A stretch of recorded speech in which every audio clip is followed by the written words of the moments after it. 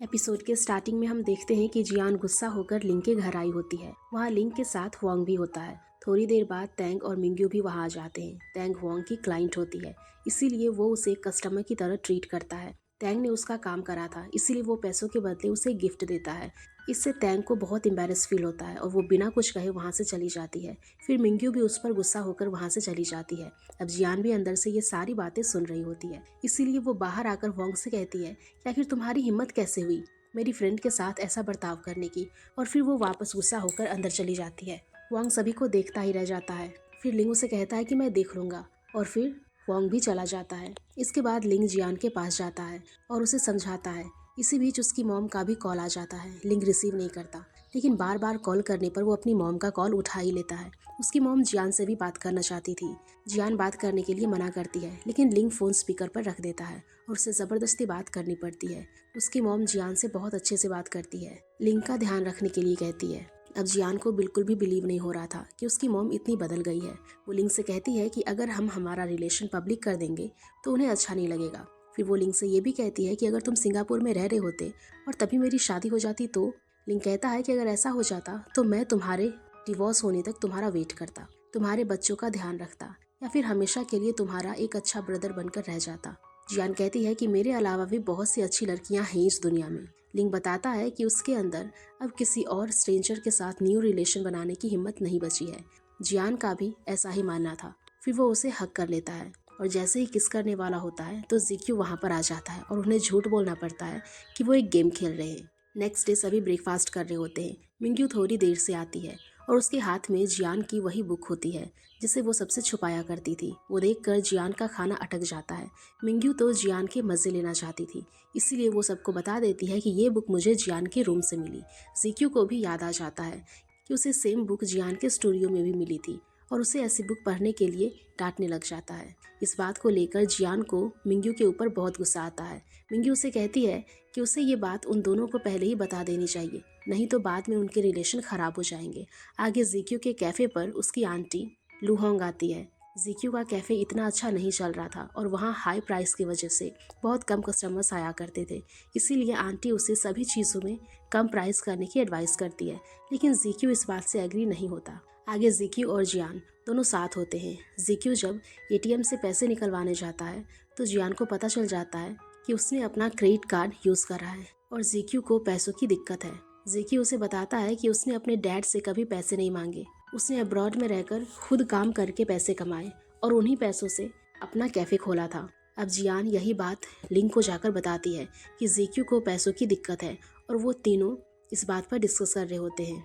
जिक्यू कहता है कि कोई इतनी बड़ी बात नहीं है और मैं खुद ही इसे हैंडल कर लूँगा। फिर लिंग उसे कैफ़े बंद करने का सजेस्ट करता है, लेकिन जिक्यू इस बात से बिल्कुल भी एग्री नहीं होता। फिर जियान और लिंग दोनों जिक्यू की फिनेंशियल हेल्प करना चाहते थे, लेकिन जिक्यू उन्हें ये सब करने से मना कर देता है। और फिर बाद में लिंग को गुस्सा आ जाता है और वो वहाँ से उठकर चला जाता है। फिर जियान लिंग को मनाने जाती है। लिंग उससे गुस्सा नहीं होता। वो उसे कहता है कि तुम्हारा बॉयफ्रेंड सिर्फ 27 सेकेंड तक ही गुस्सा रह सकता है। लिंग के मुंह से बॉयफ्रेंड सुनकर जियान को हंसी आ जाती है। फिर वो दोनों उनका ये रिलेशन अभी जिक्यू के साथ डिस्कस नहीं करने का डिसाइड करते हैं, क्योंकि इससे जिक्यू को और भी ज़्यादा प्रॉब्लम होगी। अब जिक्यू फ्रूट्स लेने जा रहा होता है तो जियान भी जल्दी से उसके साथ चली जाती है, क्योंकि जियान को पता था कि आजकल फ्रूट्स बहुत महंगे मिलते हैं। लिंग उसे रोकने की कोशिश करता है, क्योंकि उसे पता था कि अगर जियान बिल पे करेगी तो जिक्यू इरिटेट हो जाएगा। लेकिन तब तक वो जिक्यू के साथ जा चुकी थी।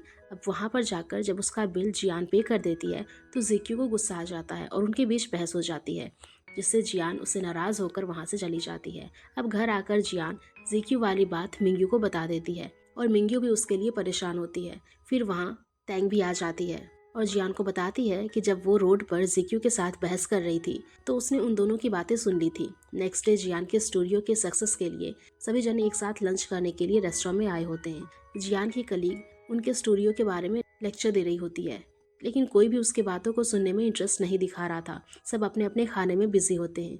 फिर वोंग मिंग्यू से बहुत अच्छे से बात कर रहा होता है और उसे देखकर तैंग को जेलस फील होता है। इसके बाद जिक्यू जियान का बहुत ध्यान रखता है और उसे खाना सर्व कर रहा होता है। ये देखकर तैंग उसे कहती है कि तुम हमेशा से मेरा खाना क्यों छीन लेते हो।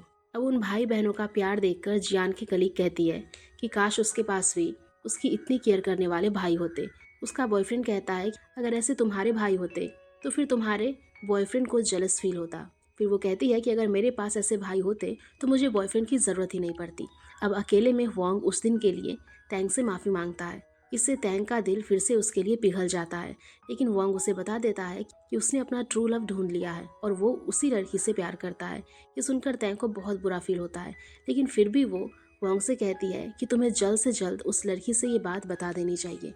अब वांग के सामने तो तैंग अपने आंसुओं को बहुत कंट्रोल करती है, लेकिन बाद में वॉशरूम में जाकर वो बहुत रोती है। कहते हैं कि जियान के कलीग के बॉयफ्रेंड को उसके फ़ोन में जियान से रिलेटेड पोस्ट मिलती है।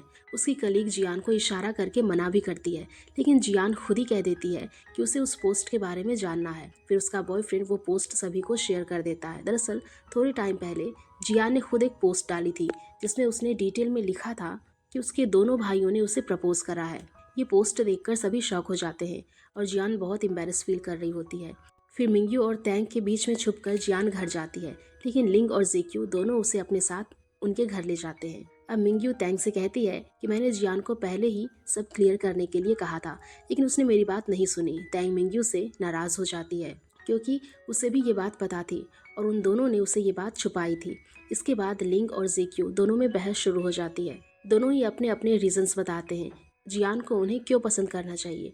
जेक्यू इस बात से कंफर्म था कि जियान ने उसे रिजेक्ट करा है तो वो लिंग को भी रिजेक्ट ही करेगी, क्योंकि वो उन दोनों को अपना भाई मानती है। लिंग उसे समझाने की कोशिश करता है कि वो जियान के साथ रिलेशन में है, लेकिन जेक्यू मानने को तैयार नहीं होता। फिर लिंग जियान को अपने पास कर देता है और जियान भी उसे दूर नहीं जाती। और फिर जेक्यू के सामने जियान भी ये कह देती है कि वो दोनों एक साथ हैं। जेक्यू उसे कहता है कि तुमने दोनों में से लिंग को ही चूज क्यों करा और आखिर कोई भी मुझे चाहता क्यों नहीं है। और फिर वो बहुत ज़्यादा सैड होकर वहाँ से चला जाता है। अब नाइट में किसी को भी नींद नहीं आती। फिर मॉर्निंग में तैंग देखती है कि जियान उसके और मिंग्यू के बीच में सोई होती है। वो जियान से पूछती है कि तुम कब यहाँ आई। फिर वो और मिंग्यू दोनों डिस्कस करने लग जाते हैं कि जियान को किसे चूज करना चाहिए। जियान अपने रूम से बाहर नहीं निकलना चाहती थी, इसीलिए तैंग और मिंग्यू उसे बाहर लेकर आते हैं और कहीं बाहर जाकर ब्रेकफास्ट करने का डिसाइड करते हैं। लेकिन जेक्यू ऑलरेडी वहाँ होता है और उसने ब्रेकफास्ट रेडी कर रखा था। जेक्यू जियान से बिना बात किए वहाँ से जाने लगता है तो जियान उसे रोकती है और पूछती है कि तुम मुझसे गुस्सा क्यों हो। जेक्यू कहता है कि नहीं, मैं तुम पर गुस्सा क्यों होऊंगा। फिर वहाँ पर लिंग भी आ जाता है। जेक्यू तो लिंग से बिल्कुल भी बात नहीं करना चाहता था, इसीलिए वो वहाँ से चला जाता है। फिर जियान लिंग को अपने साथ ब्रेकफास्ट करने के लिए इनवाइट करती है। आगे वोंग जेक्यू के कैफे में होता है। वो उसे पूछता है क्या वो ठीक है, लेकिन जेक्यू उसे कोई भी सही जवाब नहीं देता। अब वहाँ पर मिंग्यू आ जाती है और वो दोनों जियान के रिलेशन के बारे में डिस्कस करने लग जाते हैं और दोनों को ही जेक्यू की बहुत फिक्र होती है। इधर हम देखते हैं कि जेक्यू की मॉम को उसके छोटे बेटे के स्कूल से कॉल आता है और वो तुरंत स्कूल जाती है। दरअसल उनका छोटा बेटा अलग टाइप का था, वो दूसरे सभी बच्चों को मारा करता था, इसलिए टीचर उसे वो पूरी तरह से मेंटली हेल्दी हो जाए तभी आने का कहते हैं। फिर जियान के स्टूडियो के बाहर लिंग उसके आने का वेट कर रहा होता है। जियान उसे देखकर बहुत खुश होती है और लिंग कहता है कि अब वो रोज लेने आया करेगा। अब लिंग उससे इतने सालों दूर रहा था, इसीलिए जियान उसके बारे में हर एक चीज़ जानना चाहती थी। लिंग बताता है कि उसकी कॉलेज लाइफ कैसी गई थी। फिर लिंग कहता है कि भले ही वो उससे दूर रहा, लेकिन उसे जियान के बारे में छोटी से छोटी चीज़ें पता थी और जब वो सारी बातें बताता है तो जियान शॉक हो जाती है। फिर कहती है कि ज़रूर मिंग्यू ने ही सब बताया होगा। जियान ने स्कूल टाइम में एक ट्री लगाया था और फिर वो दोनों उसी ट्री को देखने जाते हैं। बाकी सभी ट्री में से वही ट्री सबसे बड़ा होता है जिसे जियान ने लगाया था और सभी ने उसे एक विशिंग ट्री मान लिया था। लिंग इन सभी विशेस पर बिलीव नहीं करता था, लेकिन फिर भी वो अपनी एक विश लिखता है। उसने विश में यही लिखा था कि उसकी पूरी फैमिली हमेशा सेफ और हैप्पी रहे। जियान ने उसकी विश में कुछ और ही एक्सपेक्ट करा था।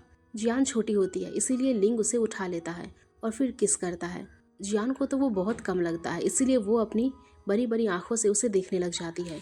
फिर वो दोनों एक रेस्टोरेंट में डिनर करने जाते हैं। जियान को वो रेस्टोरेंट बहुत अच्छा लगता है, इसीलिए वो लिंग से कहती है कि नेक्स्ट टाइम जेक्यू को यहाँ लेकर आएगी, लेकिन लिंग उसे कहता है कि तुम्हें अब जेक्यू से दूरी बना लेनी चाहिए। फिर जियान कहती है कि हमें भी अपने रिलेशन को जेक्यू के सामने नहीं रखना चाहिए, यानी उसके सामने ज़्यादा शो नहीं करना चाहिए। ये सुनकर लिंग को उस पर गुस्सा आ जाता है। वो कहता है कि क्या तुम मेरे साथ रिलेशन में आकर मुझ पर दया कर रही हो, और फिर वो उठकर वहाँ से चला जाता है। जियान उसके पीछे जाती है और उसे समझाने की कोशिश करती है कि अगर वो उसे लाइक नहीं करती तो उसके प्यार को एक्सेप्ट ही नहीं करती, लेकिन लिंग कहता है कि वो तो मैंने तुम्हारे साथ ज़बरदस्ती करी थी। अगर मैं तुम्हें फोर्स नहीं करता तो तुम मुझे चूज़ नहीं करती, और तुम्हारे पास तो खुश रहने के लिए बहुत से फ्रेंड्स हैं, लेकिन मेरे पास सिर्फ तुम हो। फिर जियान उसे उसकी हॉबी के बारे में पूछती है कि जब वो सिंगापुर रहा करता था तो अपने फ्री टाइम में क्या किया करता था। लिंग बताता है कि वो अपने फ्री टाइम में बस उसे ही याद करता था और उसके साथ अपनी पूरी लाइफ इमेजिन किया करता था। लिंग की ये सारी बातें सुनकर जियान बहुत ज़्यादा इमोशनल हो जाती है और उसे हक कर लेती है। में हम देखते हैं कि जियान घर आ जाती है और वो बहुत परेशान होती है, इसीलिए अपने डैड को कॉल लगाती है। बात करते टाइम उसके डैड जियान का मूड बिल्कुल ठीक कर देते हैं। फिर जियान उन्हें सॉरी भी कहती है, क्योंकि उसी की वजह से उसके डैड ने दूसरी शादी नहीं करी थी। और फिर लास्ट टाइम वो आई लव यू डैड कहकर कॉल कट कर देती है। नेक्स्ट डे जियान लिंग के हॉस्पिटल जाती है। वो पेशेंट को देख रहा होता है, इसीलिए जियान उसका बाहर ही वेट करती है। फिर पेशेंट के जाने के बाद वो लिंग को अपने साथ लंच पर आने के लिए इनवाइट करती है। फिर वो दोनों एक साथ बाहर लंच पर जाते हैं। वहाँ पर जियान उसकी बहुत केयर कर रही थी, इसीलिए वो उसे पूछता है कि आखिर वो ऐसा क्यों कर रही है। जियान कहती है कि वो उस पर दया कर रही है और हमेशा करती ही रहेगी। लिंग को पता चल जाता है कि वो कल रात वाली बात से अभी भी नाराज है। अब जाते टाइम जियान फिर से उसके पास आकर उसकी कॉलर पकड़ती है और उसे किस करके चली जाती है। लिंग भी शर्माने लग जाता है। नाइट में लिंग के डैड उसे अपने फ्रेंड के पास, जो कि डॉक्टर होते हैं, उनके पास लेकर जाते हैं। उन्हें लिंग की बहुत फिक्र थी।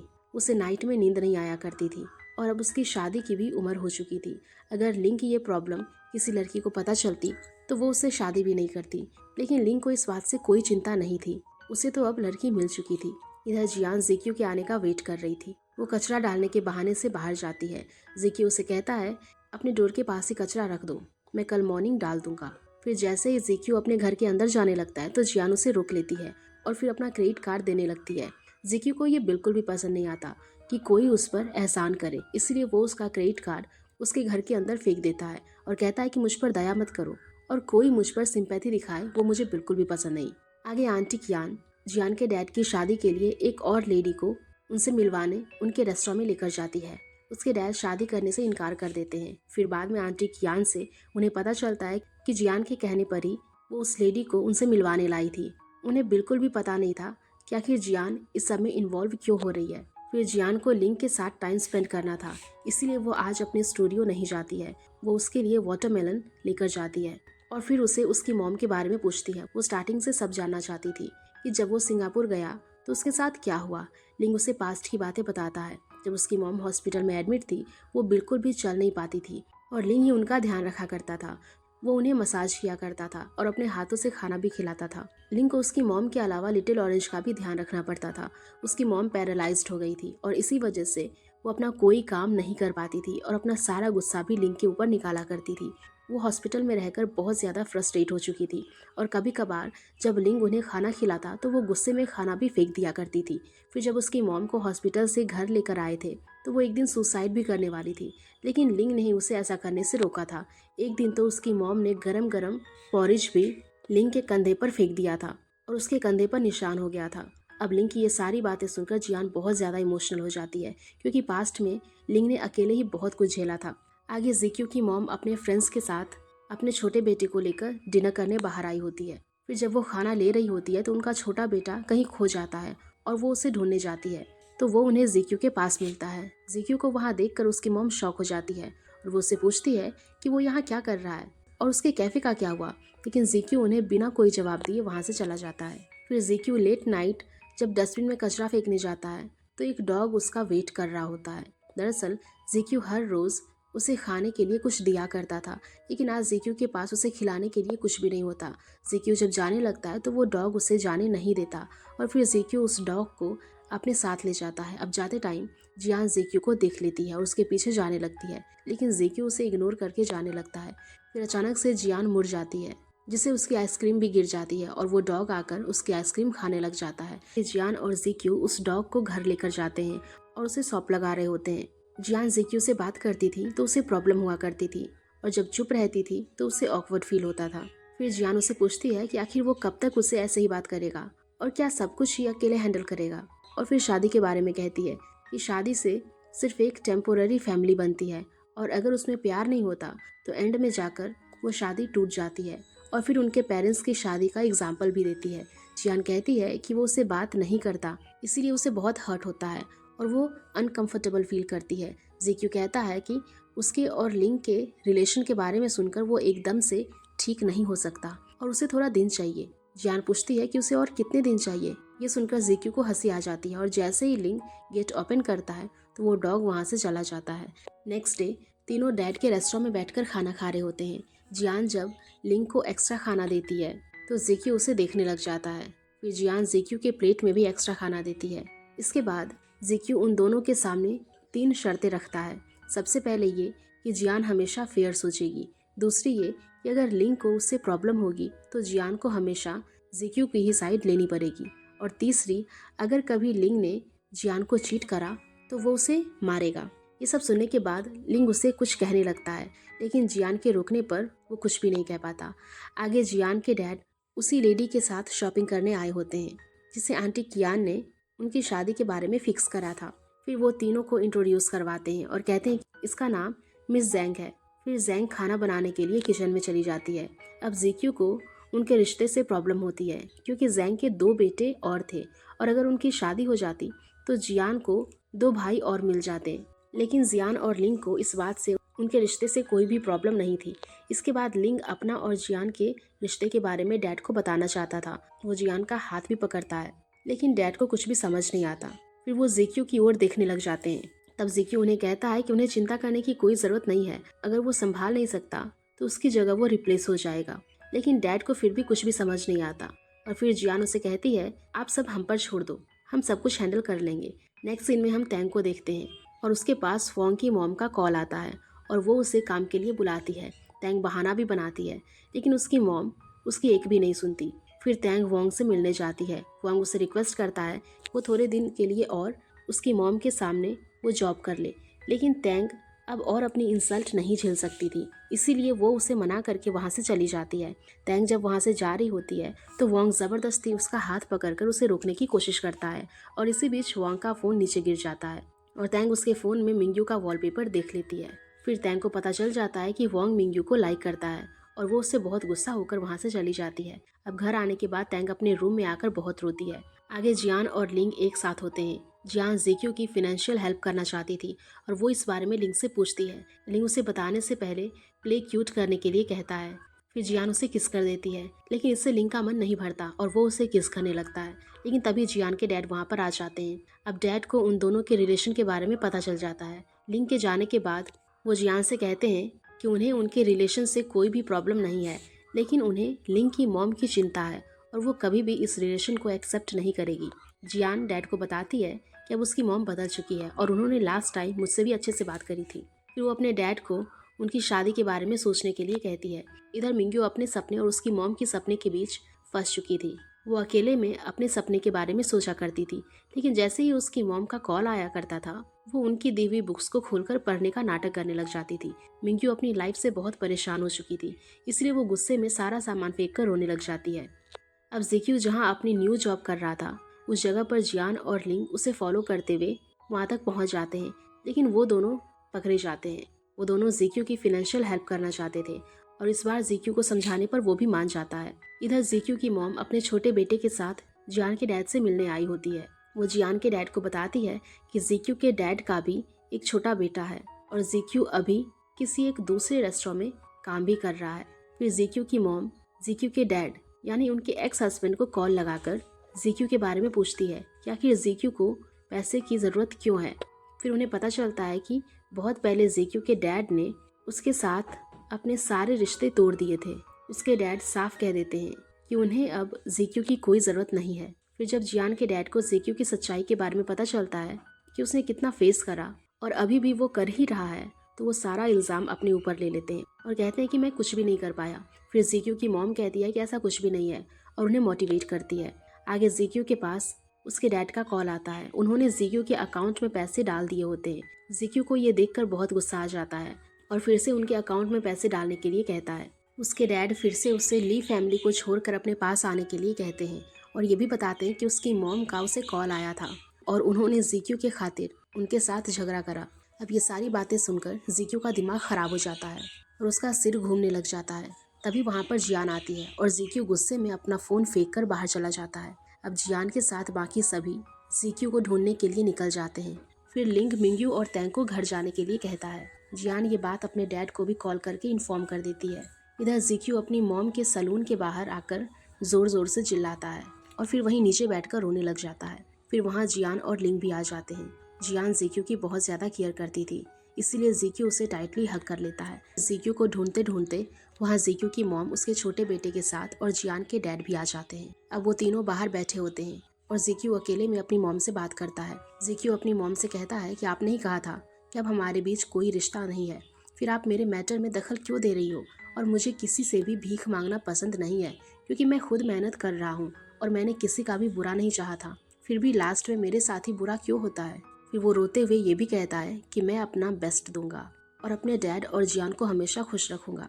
इसके बाद जीक्यू की मॉम उसे सॉरी कहती है। तब जीक्यू कहता है कि मैं आपके सामने हाथ जोड़ता हूँ, सॉरी मत कहो और मुझे अपने हाल में रहने दो। फिर जीक्यू जब बाहर आता है तो जियान की आंखों में आंसू देखकर साफ करता है और फिर उनके साथ वहाँ से चला जाता है। जीक्यू की मॉम दूसरे के सामने स्ट्रांग बनने की कोशिश करती थी, लेकिन उन सब के जाने के बाद वो बहुत रोती है। फिर कार में जाते टाइम जियान, लिंग और जीक्यू दोनों का हाथ पकड़कर बैठ जाती है।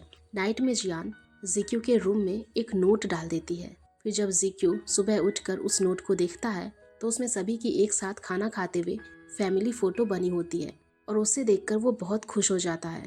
फिर सभी एक साथ बैठकर ब्रेकफास्ट करते हैं। जियान के डैड कल नाइट में जो कुछ भी हुआ था उसके बारे में डिस्कस करना चाहते थे, लेकिन जीक्यू मना कर देता है। फिर डैड कहते हैं, तुम सब अब वैसे ही बड़े हो चुके हो, इसीलिए अपनी प्रॉब्लम्स अब मुझे बताते नहीं हो और शायद अब मैं तुम्हारी प्रॉब्लम सॉल्व भी ना कर पाऊँ। फिर वो ये भी कहते हैं कि मैं एक अच्छा डैड नहीं बन पाया, तुम लोगों के लिए सिर्फ खाना बनाने के अलावा मैं तुम सब के लिए और कुछ भी नहीं कर पाया। फिर वो सभी कहते हैं कि ऐसा कुछ भी नहीं है, हम अब बड़े हो चुके हैं और बस आपको परेशान नहीं करना चाहते हैं। इसके बाद डैड जीक्यू को बताते हैं उसकी मॉम से बहुत सी बातें हुई, वो उसे क्यों छोड़कर चली गई थी और वो भी उसकी मॉम ने उन्हें बताया था। दरअसल पहले जीक्यू की मॉम जहाँ काम किया करती थी वहाँ की बॉस की वाइफ ने जीक्यू की मॉम पर इल्ज़ाम लगाया था कि वो उनके हस्बैंड के पीछे पड़ी हुई है और उसे सबके सामने थप्पड़ भी मारा था, लेकिन असल में वो बॉस खुद जीक्यू की मॉम के साथ छेड़छाड़ किया करता था। और इतना ही नहीं, जीक्यू की मॉम जहाँ रहती थी उसे वहाँ से भी रेंट खाली करवा दिया था। अब अपनी मॉम के बारे में ये सारी बातें सुनकर जीक्यू बहुत उदास बैठा होता है। लिंक को काम पर जाना होता है, इसलिए वो जियान को लेट जाने के लिए और थोड़ी देर जीक्यू से बात करने के लिए कहता है। फिर जियान जीक्यू से बात करती है। जीक्यू अपनी मॉम के बारे में कहता है कि उसे अपनी मॉम के छोड़ जाने का रीज़न इम्पोर्टेंट लगा। फिर जियान उसे समझाने की कोशिश करती है कि इस दुनिया में बहुत से ऐसे गरीब लोग हैं जिन्हें खाने तक का कुछ भी नहीं मिलता, लेकिन उन सबसे जीक्यू की लाइफ बेटर ही है। जीक्यू कहता है कि वो अपनी मॉम से नफरत नहीं करता है, लेकिन उन्होंने मेरे साथ सही नहीं करा। अब जियान उसे और कुछ कहे उससे पहले ही जीक्यू उसे टैक्सी में बिठाकर काम पर भेज देता है। इसके बाद मिस होंग जीक्यू की मॉम से मिलने आई होती है। वो जीक्यू की मॉम को जियान के डैड के साथ शादी करने का सजेस्ट करती है, लेकिन वो मना कर देती है। फिर वो होंग से ये भी कहती है कि अभी तक जियान के डैड को यही लगता है कि मेरी दूसरी शादी हो गई है और वो मेरे छोटे बेटे के बारे में भी सच नहीं जानते। इधर जियान के डैड लिंग के डैड को जियान और लिंग के रिश्ते के बारे में बताते हैं। वो इस न्यूज़ को सुनकर काफ़ी खुश होते हैं क्योंकि उन्हें उन दोनों से कोई भी प्रॉब्लम नहीं होती है। फिर जियान के डैड जीक्यू और उसकी मॉम के बीच हुई सारी बातें भी बता देते हैं। आगे हुआंग ने मिंग्यू को मिलने के लिए बुलाया होता है। हुआंग फाइनली मिंग्यू से कह ही देता है कि वो उससे प्यार करता है। ये सुनकर मिंग्यू को शौक लगता है और वो उससे कहती है कि आखिर तुम ऐसा कैसे कर सकते हो, तैंग तुम्हें लाइक करती है और वो मेरी बेस्ट फ्रेंड है। लेकिन हुआंग कहता है कि मुझे तैंग से कोई लेना देना नहीं है और मैं उसे ये बात क्लियर कर चुका हूँ। लेकिन मिंग्यू उसकी एक नहीं सुनती और उस पर चिल्लाकर वहाँ से चली जाती है। फिर नाइट में मिंग्यू घर आती है और उसे घर के अंदर जाने की और तैंग को फेस करने की हिम्मत नहीं होती। फिर वो अपने फ़ोन में सब जगह से हुआंग को ब्लॉक कर देती है और तभी वहाँ जियान आ जाती है और मिंग्यू हुआंग वाली सारी बात जियान को बता देती है।